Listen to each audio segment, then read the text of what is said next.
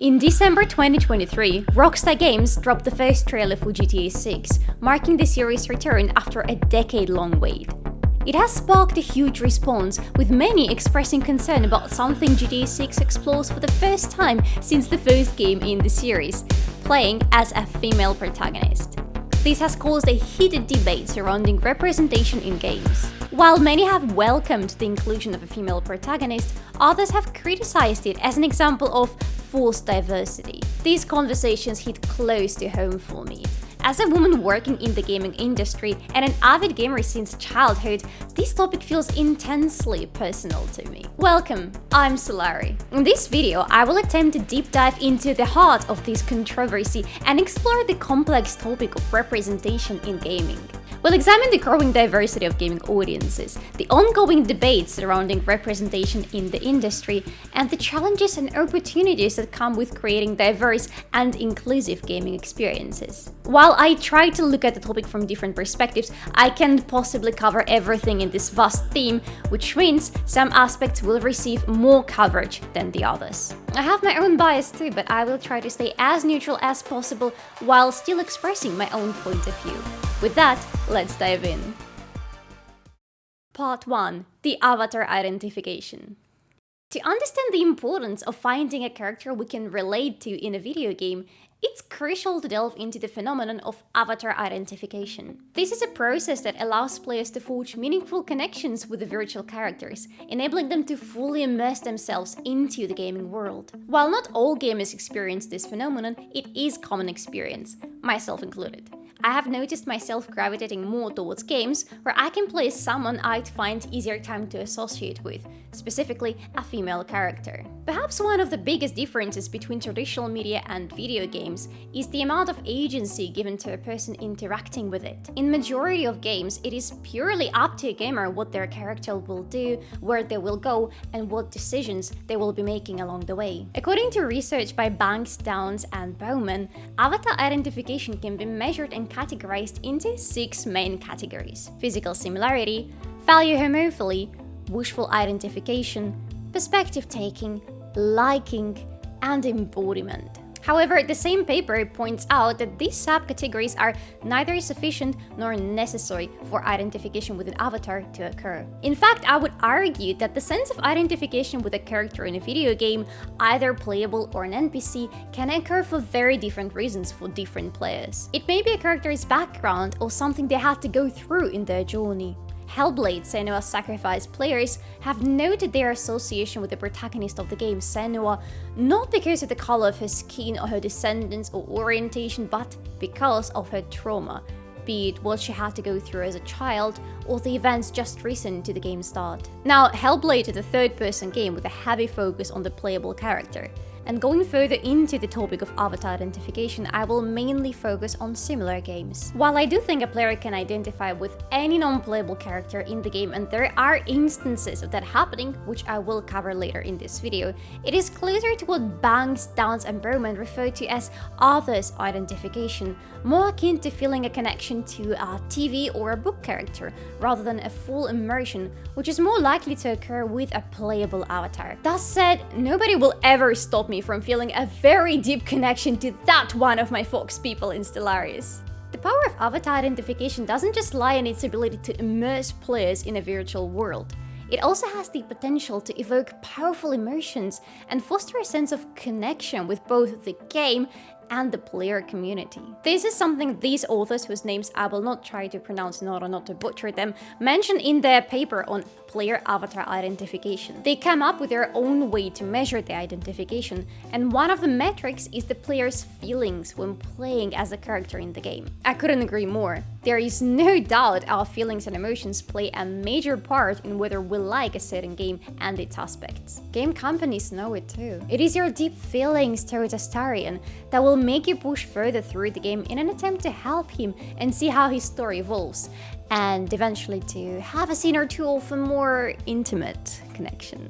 It is how happy and excited you are after defeating your first ever dragon in Skyrim that gets you hooked and immersed into the game. Do you remember how it felt all those years ago in your first playthrough? The immense battle, the taste of victory, the awe on the soldiers when they witness you consume the dragon's soul and hear the distant call from the mountains.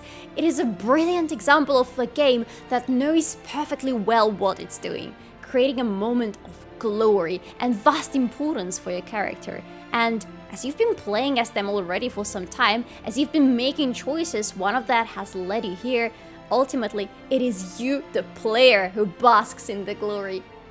This is pure emotional investment, amplified by how much you identify yourself with the character you're playing as. Some games take it one step further, allowing the avatar identification to become the main source of players' investment. Games like Life is Strange and Detroit Become Human have masterfully employed avatar identification to evoke powerful emotions and foster a sense of connection. In Life is Strange, players take on the role of Max Caulfield, a high school student who discovers the ability to rewind time.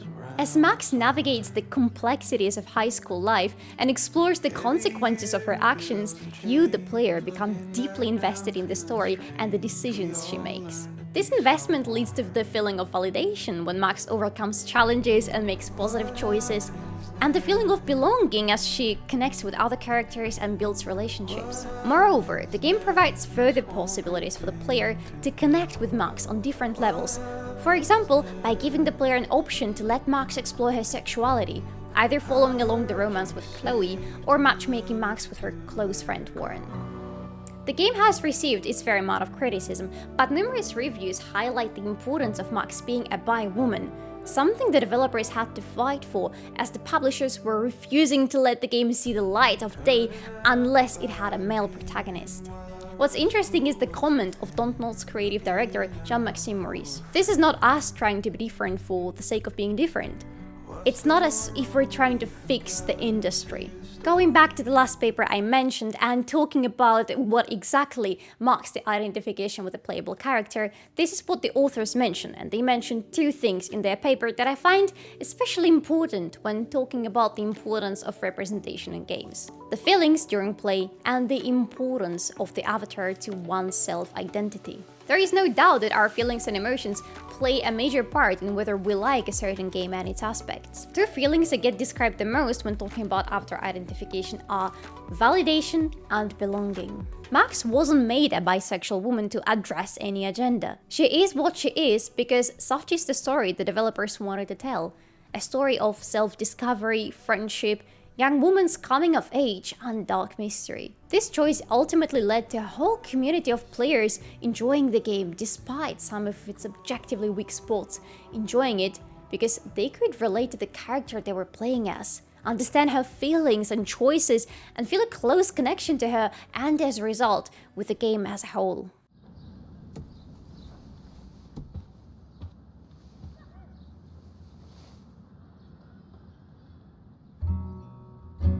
When players can identify with characters who share their backgrounds, experiences, or identities, they are more likely to feel a sense of validation and belonging, leading to richer and more fulfilling experiences. This is why it's crucial for game developers to create a diverse range of characters who represent the experiences of real people from all walks of life. By doing so, games can provide a more exclusive and welcoming environment for players of all backgrounds, ensuring that everyone has the opportunity to experience the power of avatar identification and the profound impact it can have on their lives. It's only fair to point out that game developers benefit from it too. Engagement drives in the revenue, so practically everyone involved benefits from a positive avatar identification. Part 2. Starting a discussion. When I was a child, the only representation of Native American people and culture available in a post-Soviet country was through movies and books filled with stereotypes. Imagine your typical Western romance or action movie. Being a kid, I took that for the truth and never even questioned if the picture drawn in my head was any close to reality. That is, until I got a disc of Assassin's Creed 3 for one birthday. In this game, you play as Ratonhnhaké, following his journey from a young indigenous boy living in his village to an assassin at war with Templars, British Empire, and anyone posing a threat to his people. It might seem contradictory to what I had to say in Chapter 1, as Ratonhnhaké is the opposite of a character I could relate to. I guess the only thing we had in common is climbing trees. However, I absolutely fell in love with the game and with the character, to a point of slight obsession that stayed with me for a couple of years. I was a very impressionable preteen, of course, but that love stayed with me to this day. And that love drove me to research something I thought I knew all about and turned out knew nothing at all. One of the amazing qualities we humans possess is the ability to step into someone else's shoes. Again, Ratonhnhaké is nothing like me, yet I was given an opportunity to see the world through his eyes and share his perspective. And it taught me a lot and made me want to learn even more. I have since learned about the tragic history and decades of abuse, negligence, and discrimination Native American people have endured. I became aware of something I probably wouldn't otherwise even consider studying closer, all because of a brilliant character I played as. And I mean what I say about him with no irony or joke. Despite some criticism, Ratonhnhaké is an obviously great character, especially if you look into the role he played as a representative of Native Americans in video games. I highly recommend you go and watch a video essay about the importance of Ratonhnhaké by Questmarker, an excellent deep dive into the meaning of his character and his role in representation of his people. The idea of sharing a new perspective is something that Ratonhnhaké explores in her article for Rock and Art, Breaking the Mold, the Importance of Representation in Video Games.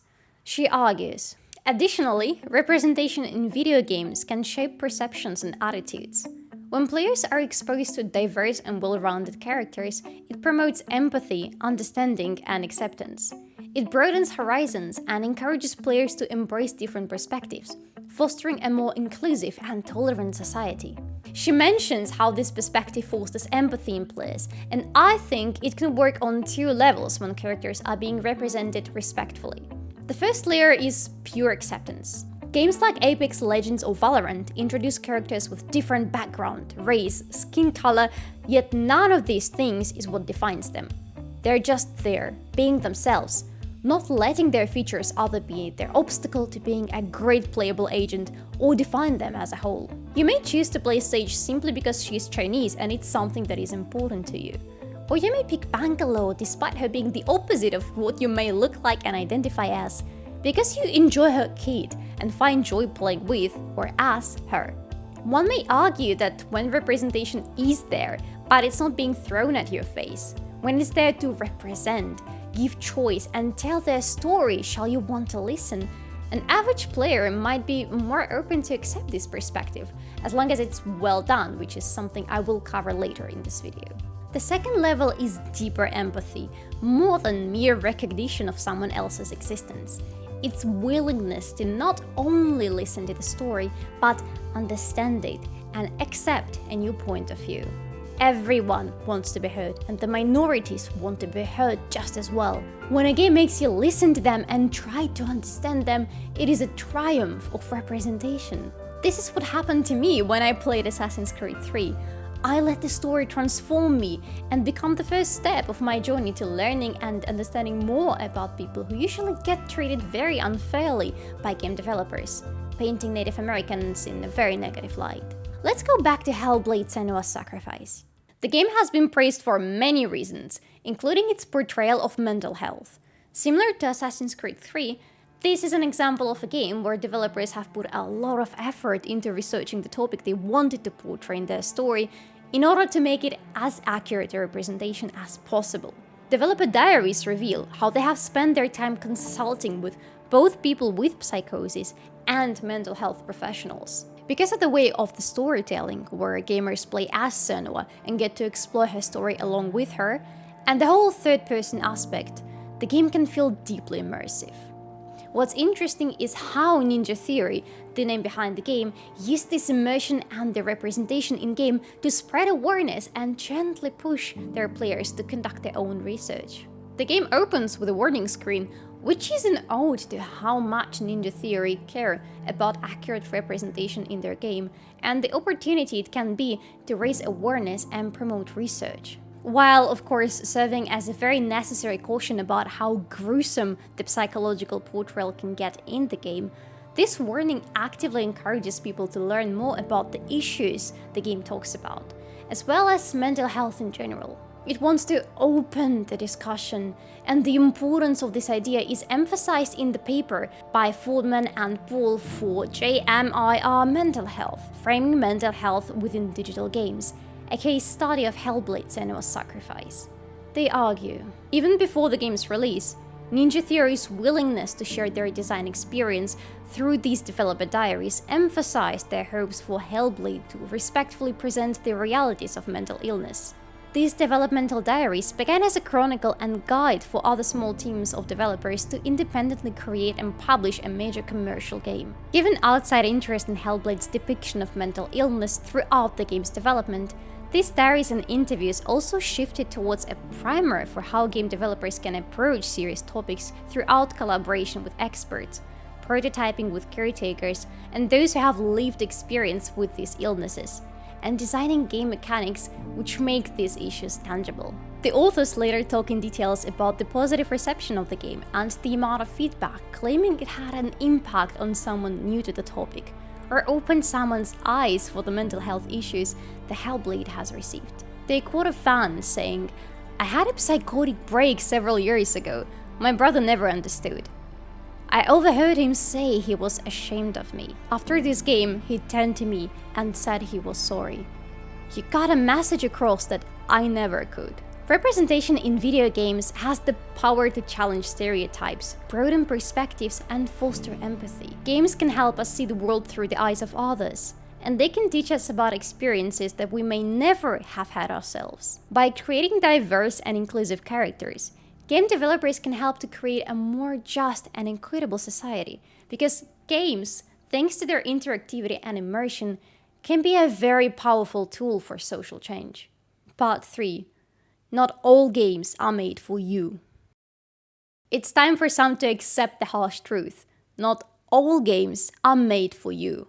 And it's a good thing. Let me explain. The gaming world is changing, and more people, both gamers and game developers, are realizing that not all games are made for the same audience. Moreover, they don't have to be, and as statistics show, even should not be targeting a so-called average gamer anymore, because the portrait of the gamer has shifted and continues to change. To demonstrate this change, let me show you two different researchers on games demographics, covering sex, age, and other characteristics of gamers in the USA and worldwide. The paper by James D. Ivory, Still a Man's Game, Gender Representation in Online Reviews of Video Games, quotes a research from 2005 which showed that 39% of all gamers were women. Now, fast forward to 2023, and let's look at the ESA report again. 2023 Essential Facts about the US video game industry claims that 46% of video games players in the States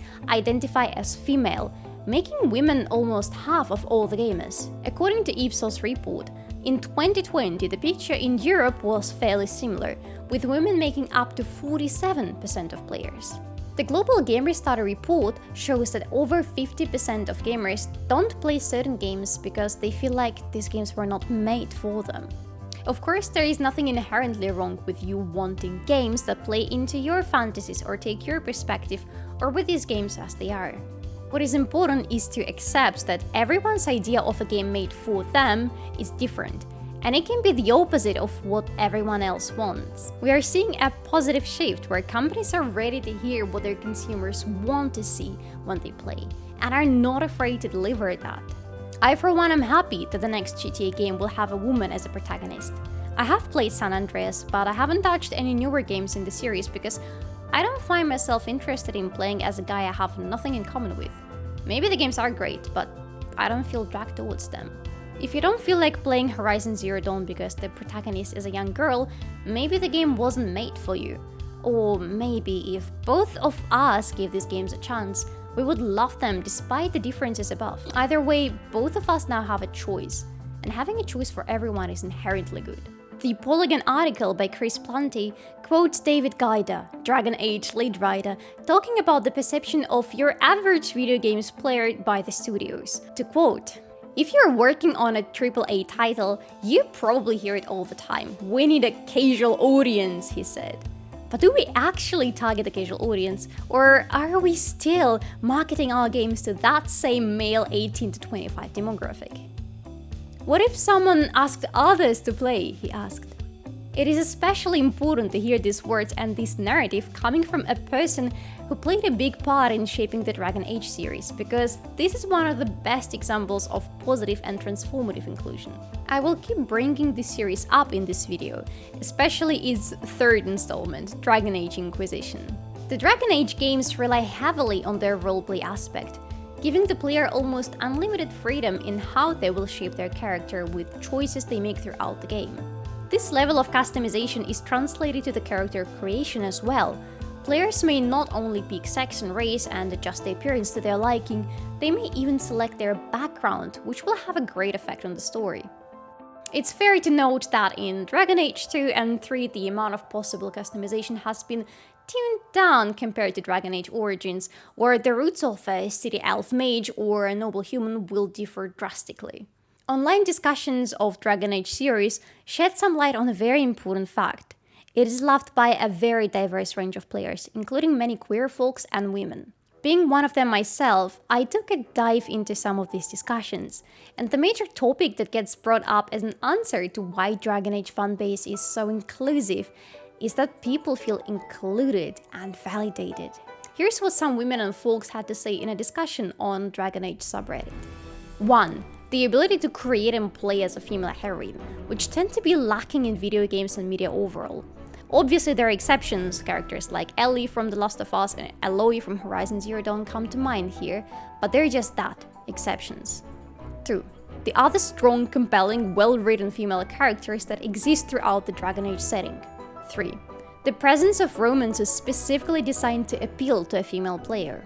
I felt included in Dragon Age, and not every video game makes me feel that way.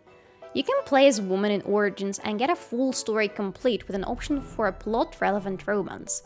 There are interesting female characters. They're not treated by the camera like objects for the male gaze. The male characters aren't designed purely as male power fantasies, etc. When a female character does dress sexy, it seems like there is an effort to make that feel like something the character chooses to do, and not the game insisting that all women have a second full-time job as eye candy. It's not perfect and there are issues with all three games, but I feel like someone behind the scenes expected women to play games and cared what that experience would feel like. Well, I'm a guy, but I think it's because Dragon Age is one of those few series that treat their male and female fans as equals. In other games, it's either a game for guys or for girls. Dragon Age really feels like it's for everyone. So why is this also important? Let me go back to the statement I used to open this section of this video. Not all games are made for you, and it's necessary to accept that. For the longest time, the majority of the games have been catering to a very specific profile of a gamer, as David Geiger puts it, the same male 18 to 25 demographic. Let me say this again. It is totally okay to have games that were made for you, along with the games that you wouldn't even touch because they don't speak to your values. Not everything has to, and not everything can, sanely and politely, answer the call of every gamer out there. Game developers will have to pick and choose who they want to target, but by targeting and including more diverse categories of players, they will have less gamers feel left out. I like cozy games. I will die on the hill of farming simulators. Let me take care of my livestock and grow my crops, and you will get the happiest gamer in return. I hate Souls-like games with all my might. I will avoid them. I will not play them, even if everyone and their mother tells me how fantastic a new release is and how much lore there is. It's okay. I have my cup of tea and you have yours, and I wouldn't expect you to boot Stardew Valley and to complain about the lack of hardcore mechanics, because clearly the game was made for me and not for you. But isn't it just lovely when we can both appreciate Dragon Age? Because it speaks to both of us, even if for different reasons. You tune difficulty to the maximum and clear out and close every fade rift. I might do the same, or I might spend the majority of the game romancing Blackwall. Having a choice is cool, man. Part 4. Harmful representation.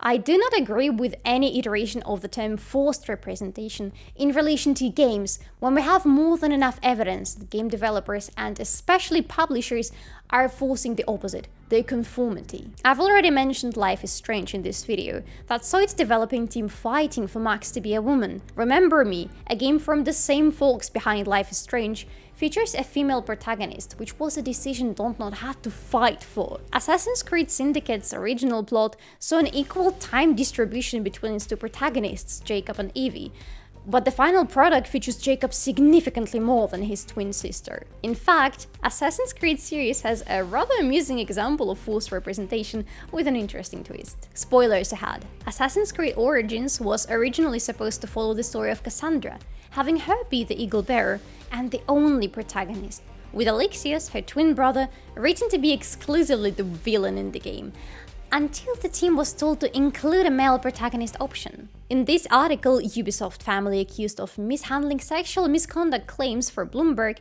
Jason Schreier says, all of the directives came from Ubisoft's marketing department or from Hans Code, both of whom suggested female protagonists wouldn't sell, the developers say. This directive forced the development team to try to rewrite the characters in an attempt to reverse them, and there is an argument online on whether the result makes sense, as some players claim the reverse roles are less believable than the so-called canon ones. To each their own, though I find it rather amusing that what was forced on the players was a male protagonist. The examples of bad representation in games are scarce. If you search for them online, you will often find people having problems with fictional characters because they are part of the minority.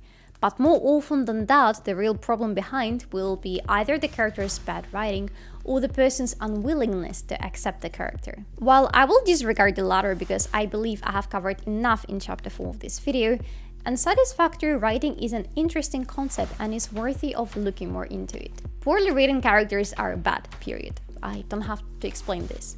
However, a bad writing of a character who represents a marginalized minority doesn't just leave a bad taste in your mouth. It can actually feed into the harmful stereotypes towards the very minority they are supposed to represent. Fortunately, there are not many examples of that out there, at least I haven't been able to find any. The most obvious one comes from Mass Effect Andromeda, a game set in space and future whose treatment of its only trans character rubbed so many players the wrong way that Bioware, the game's developer, had to issue an official apology and rewrite the dialogue with his character, Hanley Abrams. This example is especially jarring because it's coming from Bioware, the name behind Dragon Age series, which I promised I would bring back in this video, because ironically enough, the Inquisition, which was released 3 years before Andromeda, had a trans character, and handled him so well that he has become sort of a staple of accurate and respectable trans representation in games.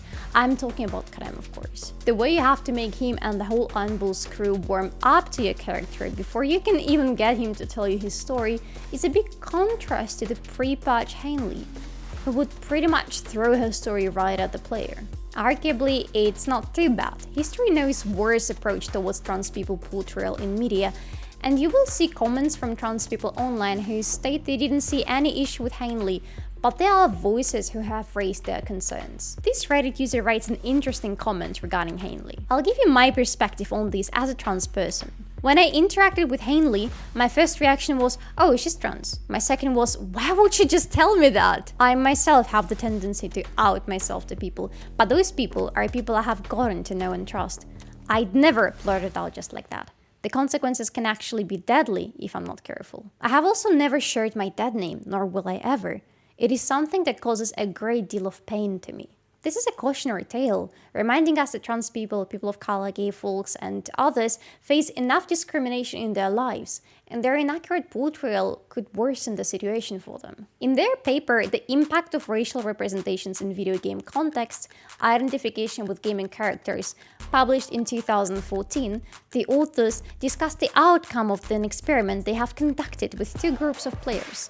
One consisting of 143 students who identified themselves as white, and the other 111 students identifying as black. Both groups were to play 2 games in the GTA series, San Andreas, chosen for its lead black character, and GTA 3, which features a white protagonist. Among other things, the result of experiments showed that the group consisting of black participants Despite reporting high levels of identification with San Andreas Black protagonist, reported lower positive affect after playing it. Authors argue that one of the reasons for that is the negative stereotypes of black culture presented in the game.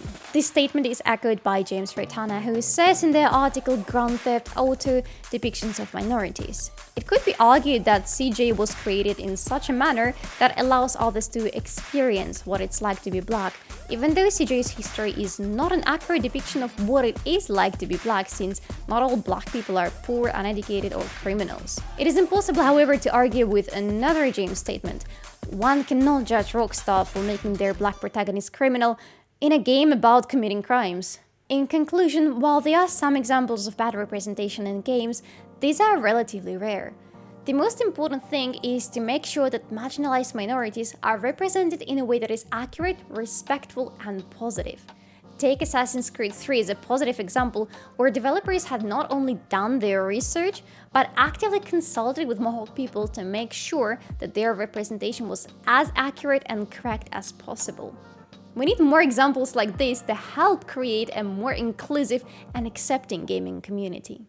As we conclude our journey into the world of representation in video games, I hope this video has served as a compelling argument for the need for diverse characters and stories in what we play. Representation is not just about ticking boxes or fulfilling quotas, it's about creating a more inclusive and relatable experience for all. Imagine a world where every gamer, regardless of their background or identity, could find themselves reflected in a character they play. Imagine the power of storytelling to transcend differences, to bridge gaps, and to foster empathy between individuals from all walks of life. This is the potential of representation in video games, to create a world where every player feels seen, heard, and valued. While there have been notable strides in recent years, the gaming industry still has a long way to go in terms of authentic and meaningful representation.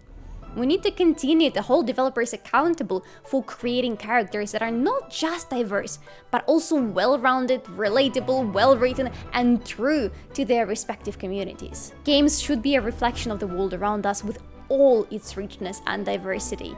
They should be a place where we can explore different perspectives, learn about different cultures, and challenge our own biases. I dream of a future where video games are not just a source of entertainment, but also a powerful tool for social change, where they can help us to understand our shared humanity, to appreciate the beauty of diversity, and to work towards a more inclusive and accepting society. Let's make games for everyone, games that celebrate our differences, that challenge our stereotypes, and that make us all feel a little more seen and valued. Thank you very much for watching. Please don't forget to like this video and subscribe if you liked it, and I will see you in the next ones.